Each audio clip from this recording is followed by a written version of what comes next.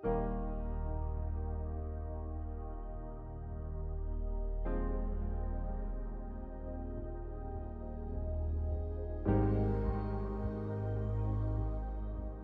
ek is Contessa Juba.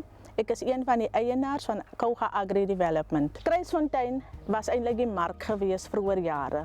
Die hele Jomansdorp tot in Port Elizabeth het groente uit Kruisfontein net gekry.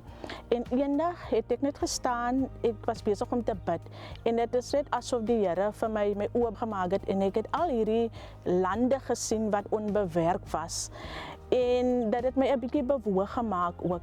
Toe besluit ek, hoekom begin ek nie die groente te plant nie? My man was die persoon wat eerste 'n paar beddings hier omgedobbel het en begin plant het.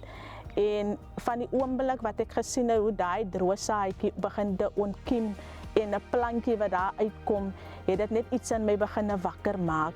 En vir my was dit net gewees, ons kry groente uit die koopgroente wat vol chemicals, pesticides as dit gesprei en is eintlik ongesond, want jy eet eintlik ongesond en ons het net besluit, nee man, kom ons begin ons eie groente te plant, kom ons begin ons eie vrugtebome te groei en begin meer gesonder te leef.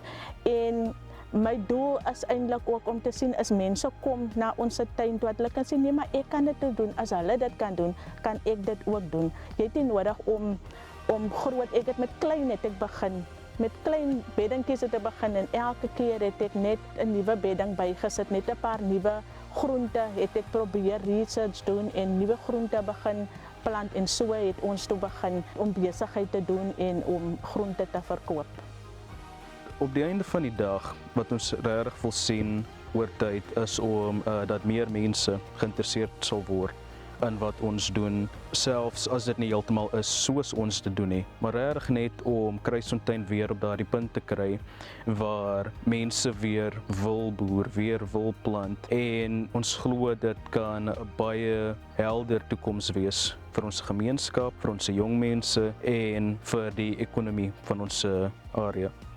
Goeiemôre, ek is Kylan Goeda, ek is chef participant en ek werk vir Kouga Agri. My rol is om kompos te maak. Gewoonlik maak ek dit op 2 meter, die hoogte van 2 meter.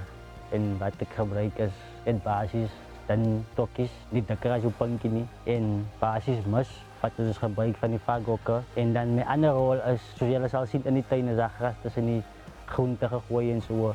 Maar dit is nie net gras, die gras het ook 'n doel. Dat is eintlik God's blanket. You cover die soil met God's blanket oor. As jy iets opkom, dan word dit weer in die grond en met ander woorde, dit raak weer geheel.